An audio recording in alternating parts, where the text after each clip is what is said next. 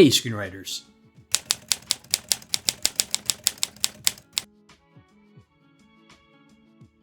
One of the most important documents a screenwriter needs to master is the pitch deck.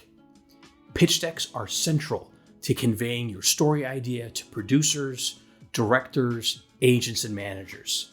And, if done correctly, may help you sell a script before you even write it. Over the last 10 years or so, I've gotten good at writing pitch decks. And in this video, I want to share with you my secrets to writing the perfect pitch deck.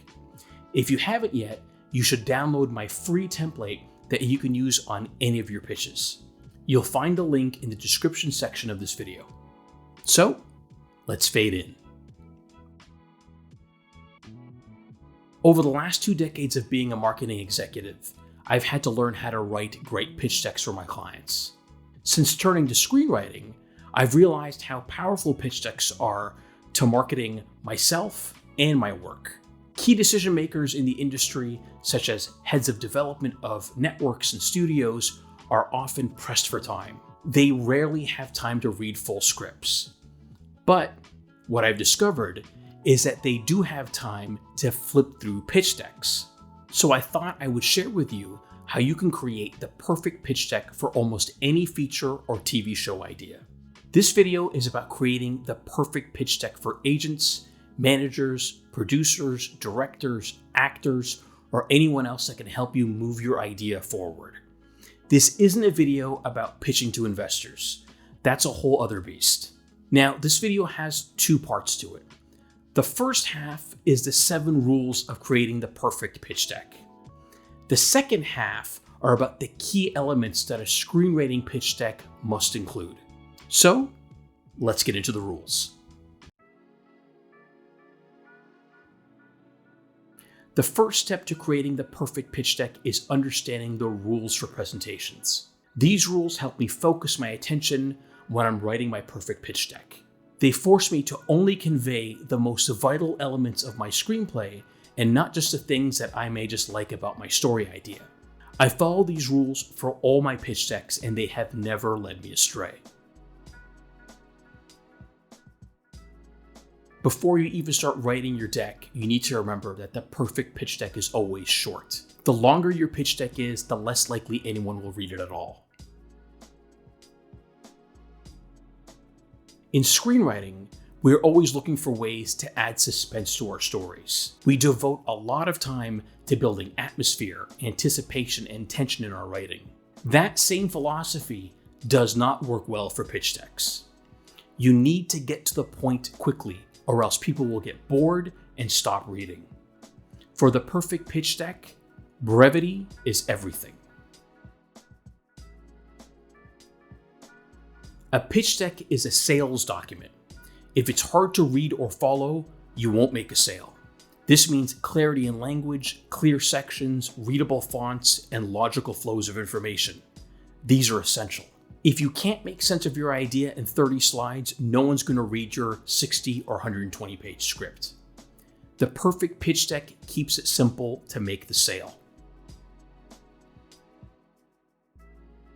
This is the most challenging rule for most screenwriters to follow because we spend our days trying to fill out a script to be 30, 60, or 120 pages. We pack our scripts with Easter eggs and symbolism and texture. None of these things work for a pitch deck. You need to focus only on the essential details of your story. Let's say you have a 120-page feature script. If I told you to summarize it in 30 seconds, what details would I have to know to understand your story? Those are the only details that matter in a pitch deck. A perfect pitch deck only focuses on essential details. Unlike a script, a pitch deck is a visual medium. That means you can use photos and pictures in them. The perfect pitch deck is all about the strategic use of images to help you tell your story. Using pictures makes it easier to keep the attention of your audience or your reader. Pictures help paint an image for your audience about what your script can look like on the screen as well. Later, I'll speak in greater detail about the use of images in pitch decks. But for now, just keep in mind that a huge part of building the perfect pitch deck is finding the right images. Get ready to spend a lot of time doing so. You cannot assume that you will be in the room with whoever is reviewing your pitch deck. More often than not, agents, managers, producers, and development executives will ask you to email them your pitch deck. They rarely ask you to pitch in person. Write a pitch deck so it answers all the key questions your reader may have. Remember, the perfect pitch deck stands on its own. Pitch decks should be created in PowerPoint or Keynote. Firstly, these programs are designed to create presentations. They make it easy for you to do so. Secondly, these programs give you a myriad of options for layouts, so you'll never get stuck trying to come up with a great design. And lastly, these programs' default is to create presentations in landscape mode. That is the ideal layout for presentations. Don't try and do one in Word. It just won't have the same impact. Every pitch deck I have ever created was done in PowerPoint, but Keynote is an excellent option as well. Now that we know the rules, let's see how to write the perfect pitch deck. The trick to writing a perfect pitch deck is understanding the key sections in it. In this part of my video, I want to go through what those key sections are. There's a lot to go through, but I'll try and be as brief as possible. If you have any questions about any of this, you can always leave me a comment, and I'll do my best to answer as soon as I can. So, let's get started. A strong title page is like a strong movie poster. It immediately gives you a sense of what the script is about, as well as the genre and mood of the story. It can build excitement for your idea before anyone even reads your synopsis. Your title page needs to include the following: the title of your script or TV series, the genre, your name or the names of the writers, or if you have representation, the name of your agent or manager. Here's an important point. Your script title should be presented as if it's the logo for your movie or for the show that you are pitching. Your choice of font should focus on conveying the feeling of your story. If you have to, hire a graphic designer to design a logo for you. Think of how powerful the logos are for Star Wars or for Breaking Bad or for Better Call Saul. Secondly, try and find a background image that can add to, but not distract from, the feeling you are trying to build. Each title page clearly conveys what the reader or audience is in for. A title page can make or break your pitch deck, so spend time developing the perfect one. Remember rule number 2? Because it's time to get to the point. Right up front, you want to tell the reader what this deck is about. If they like your logline, they will continue reading. If they don't, they'll stop. Either way, you are respecting the time of your audience. For a feature script, your logline should outline all 3 acts. If you have a big twist, include the twist. Put it all out there in your logline. Trust me, it works. For a TV series, your logline should give a sense of what the series is about, what the driving element of your show is going to be. Again, if there's a twist, include it. Remember my rule about suspense being the enemy of pitch decks. Write a logline that tells a story of your script or idea you're pitching. The pitch is an optional slide, but I find myself using it almost all the time now. Unlike a logline, a pitch is where you compare your story to others that your audience may be familiar with. Don't use a TV show or a movie that is obscure that no one's ever heard of before. And always use one that is recent. Don't use one that's out of date. This is a slide where you tell people what the format of your script is. If it's a feature, you want to list the genre and the estimated runtime. If it's a series, you want to list the genre, the episode length, and the anticipated number of episodes per season. Whatever your format is, you want to explain it clearly on this slide. This slide is essential because most development companies, TV stations, streamers, or studios are looking for very specific types of movies or TV shows. Clearly articulating this helps your reader quickly decide if your idea is right for them. All this information should be conveyed in 2 to 5 bullet points. You're not writing an essay here. Make it easy to skim. Next, we get into the meat of your script, but only barely. This slide builds on the logline. If it's a feature script, you want to give a summary of the plot in 5 paragraphs. 1 paragraph for your main character's life before the inciting incident, one paragraph describing Act 1, 2 paragraphs for Act 2, and 1 paragraph for Act 3. You want to convey what the arc of your story is. Now, if you're pitching a TV show, you want to give a summary of the central conflict of the series. Again, 1 paragraph for your main character's life before the inciting incident, 2 paragraphs outlining the central conflict itself, and 1 paragraph outlining what your character's life is going to be after the conflict arises. Don't summarize your pilot episode. Talk about what the series is about. Let's pause for a bit to talk about why the perfect pitch deck strategy works so well, given what we've just discussed. We're 5 slides in and your reader has barely had to do any reading, but they know absolutely everything they need to know to keep reading. I've had development executives stop reading at slide 5 and email me to set up a meeting. They were that hooked. Now, let's talk about slides 6 to 11. If your reader or audience has reached this slide, congratulations, they are interested in your idea. Your main character section is where you show the reader the unique characters you have in store for them. You should focus on 3 to 5 main characters for this. Any more and it looks too convoluted, any less and it may seem too small. Let me show you how to make this section stand out for your audience.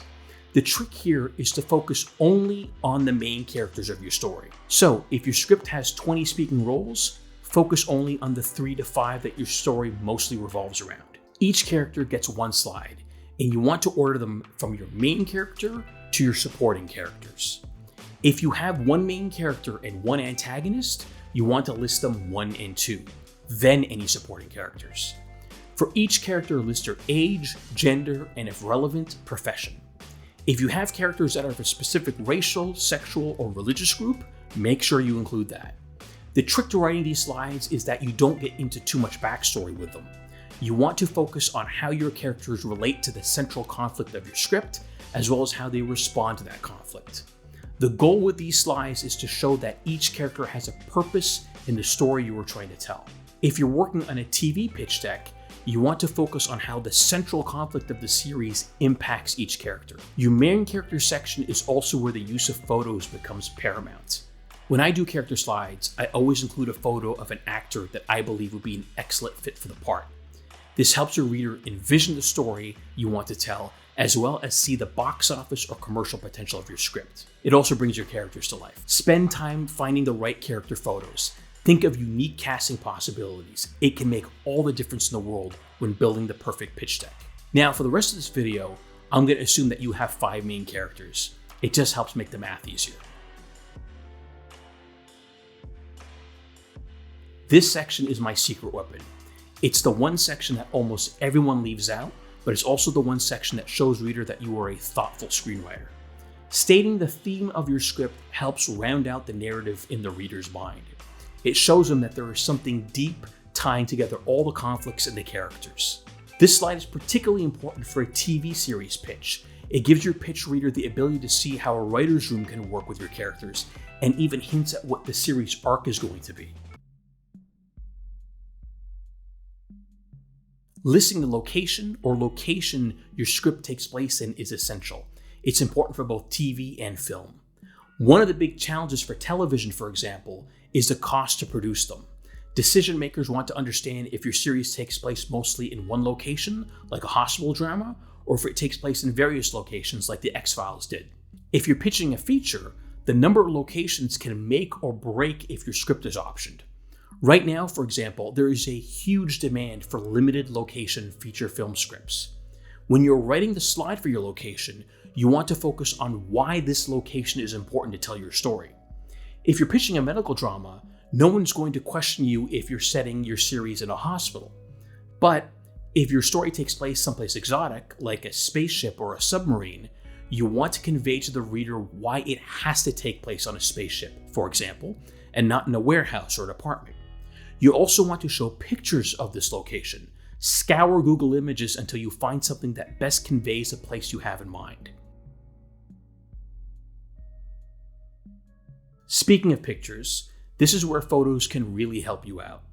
I always include a section called Look and Feel in my pitch decks. This section is about 1 to 3 slides of nothing but pictures. The look and feel section needs to accomplish two things. The first is to better flesh out your locations. The second is to give a sense of the atmosphere of your film or show. You want to give the reader a sense of what the show is going to look like. I'm talking about cinematography and shooting style. So find stills from movies or TV shows that have similar vibe or an idea that you are pitching. One vitally important tip: never pass off other people's work as your own. Let's say you found a picture of a spaceship online that you felt was perfect for your pitch deck, and someone asked you if you designed that spaceship for your pitch deck. Do not lie to them. Just tell them that you found the image online. I've watched pitches collapse when someone took credit for work they found online, only to get called out in the middle of the pitch meeting. This is the easiest of all slides, but again, one that so many people forget to include. Your final slide should have three things: a giant thank you, your name or your agent's or manager's name, your email and phone number, or just your email. Never give them just your phone number. That's it. Put the ball in their court. Believe me, if they like your pitch, they will reach out to you. Now, you'll notice that we are still under 30 slides. So are there other slides you should consider adding? There are two major times that I think you should consider adding more slides. The first is if your story is so personal or so specialized that you need to include a writer's biography to show the reader how you connect to that story. For example, if you're writing a feature script about Wall Street banking crimes, you may want to let readers know that you were a journalist covering financial crimes for a newspaper. Or, if you are telling a culturally or racially specific narrative, you may need to include a biography explaining how your background makes you the ideal choice to tell that story.